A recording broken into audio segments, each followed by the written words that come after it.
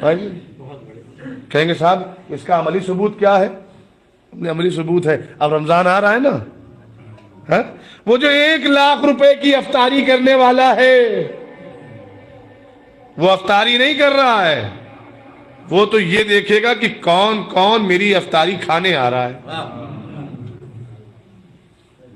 ہاں، اور میں برا نہ مانیے گا، یہ پرانے نمازی ہیں، ان سے بھی میری گزارش ہے کہ نئے نمازیوں کا مذاق نہ بنائیے گا. ہوتا ہے کہ نہیں ہوتا؟ اتنی گئے گزرے لوگ خدا کی قسم قوم میں آ گئے ہیں، رجسٹری کروا لیتے مصلی پہ، یہیں ہم بیٹھتے ہیں یہیں بیٹھیں گے. ہوتا ہے کہ نہیں؟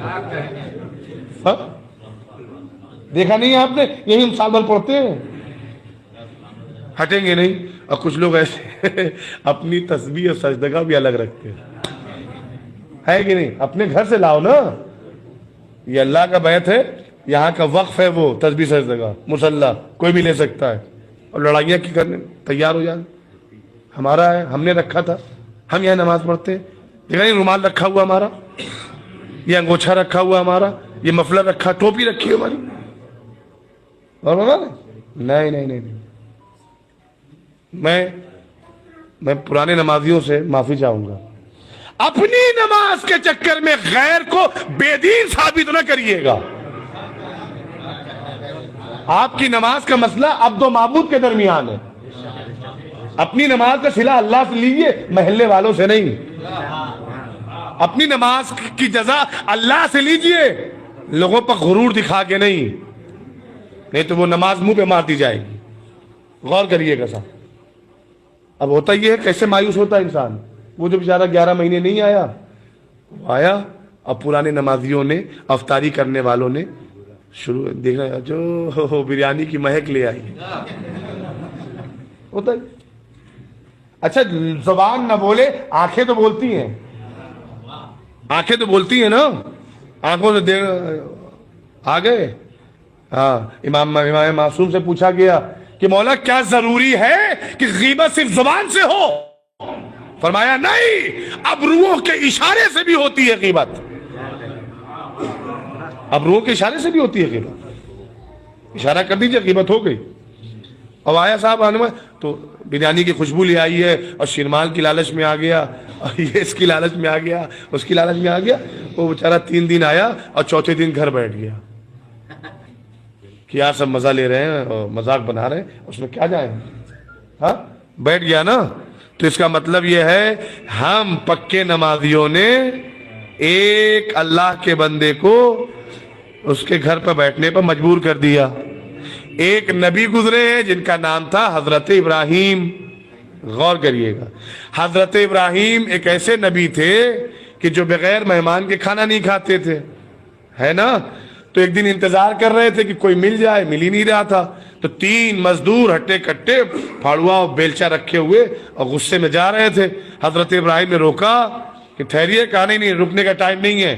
کہا بھیا رک جائیے، التجا تو سن لیجئے. ان کا کیا ہے؟ ان کا بس اتنی التجا ہے کہ چل کر ہمارے دسترخوان پر کھانا نوش فرما لیں. ان کا کہ ہمارے پاس پیسہ نہیں ہے. کہ فری میں فری میں. ان کا نہیں، ہمیں کام کرنا تاکہ اپنے بچوں کے لیے بھی انتظام کر سکیں. حضرت ابراہیم نے کہا آپ کو بھی کھلائیں گے، آپ کے بچوں کے لیے بھی دیں گے. تو خوش ہو گئے. کیسا انسان ہے جو ہماری بھی شکم سیری کرے گا، کروائے گا، اور ہمارے بچوں کی بھی نانا رفقہ دے گا. یہ گئے، انہوں نے خوب قاعدے سے کھانا کھایا، اور جب جانے لگے تو حضرت ابراہیم نے ان کے بچوں کے لیے بھی دے دیا. چند قدم آگے بڑھے تھے، ان میں سے ایک کہتا ہے کہ بھائی یہ ناروا ہے اور یہ صحیح نہیں ہے، کھانا کھلایا بھی، بچوں کے لیے بھی باندھ دیا. اس سے چلو پوچھتے ہیں کوئی کام تو نہیں ہے، کچھ کام کر دے تاکہ ضمیر کا بوجھ ہلکا ہو جائے. کچھ کام کر دے تاکہ ضمیر کا بوجھ ہلکا ہو جائے. بھائی 3 مزدور جو ایک وقت کا کھانا پانے کے بعد، ایک وقت کا رزق پانے کے بعد اپنے ضمیر پر بوجھ محسوس کر رہے ہیں کہ ابراہیم کوئی کام کروا لے تو بوجھ ہلکا ہو جائے. پھر وہ اللہ جو ماں کے شکم سے لے کر ہمیں رزق دے رہا ہے۔ ہم اتنا بھی احساس نہیں کر رہے ہیں، ایک سجدہ ہی کرائے۔ کہا کہ کوئی کام بتا، کہا کوئی کام نہیں، کہا حضور نہیں ہے، شرمندہ ہے، اندر سے شرمندہ ہے، بیڈ فیلنگز اس کو گڈ فیلنگز میں بدلنا ہے، اچھے تاثرات اندر سے نہیں آ رہے ہیں، کوئی کام بیلچا ہے، یہ ہے وہ ہے، بتائیے ابھی کر دیتے ہیں، کوئی کام نہیں، کہا نہیں کام تو کروانا پڑے گا۔ انہوں نے کہا جب مسجد ہو تو بس ایک گزارش یہ ہے کہ میرے رب کے لیے ایک سجدہ کر دو۔ افطاری کرنے والوں کے لیے خاص پیغام ہے،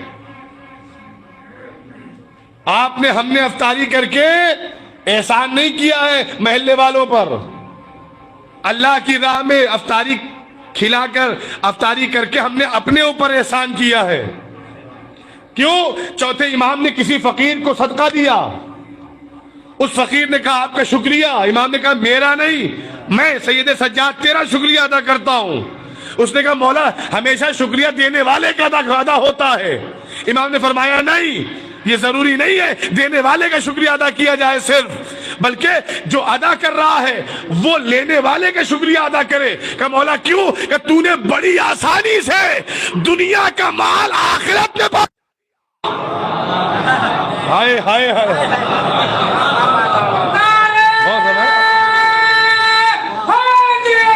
یا آگی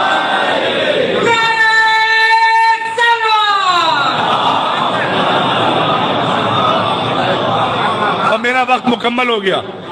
جیسے پیسہ لکھنؤ کے بینک میں جمع کریے اور نکالیے بنارس میں جا کے، اے ٹی ایم تو ہے نا، ٹرانسفر ہوا کہ نہیں ہوا؟ کہا شکریہ تیرا، ایک سجدہ کر دیجئے۔ تو انہوں نے کہا کہ سجدہ تو نہیں ہو پائے گا صاحب، کام بتائیے۔ کوئی کام، جاؤ ایک سجدہ کرنا ہو تو کر دو۔ وہ سب باہر نکلا، کہا نہیں سجدہ نہیں، ان کا خدا الگ ہے ہمارا الگ ہے، ہم کیوں کریں؟ اچھا کچھ دیر دور جانے کے بعد شکم میں جو کھانا تھا وہ کاٹ رہا تھا، اذیت کر رہا تھا، یار کھانا کھلایا بھی، بچوں کے لیے دیا، ایک ہی سجدہ تو کہہ رہا تھا، کر دیا جائے۔ ان کا چلیے صاحب، کہا ٹھیک ہے اے ابراہیم ہم تیار ہیں، ہم ایک سجدہ کر لیں گے۔ کیسے کرنا ہے؟ کہا سر سجدے میں رکھیے، جبین زمین پر رکھیے، رکھا، کہو سبحان ربی الاعلی و بحمدہ۔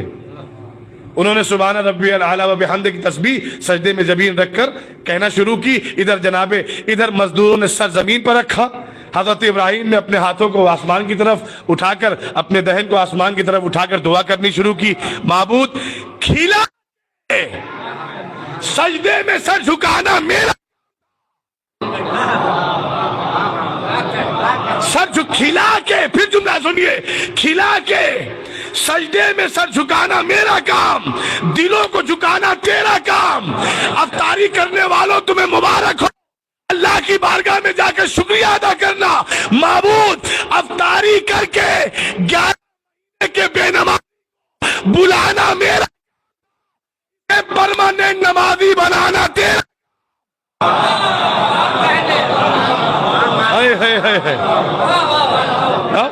مولا آپ کو سلام۔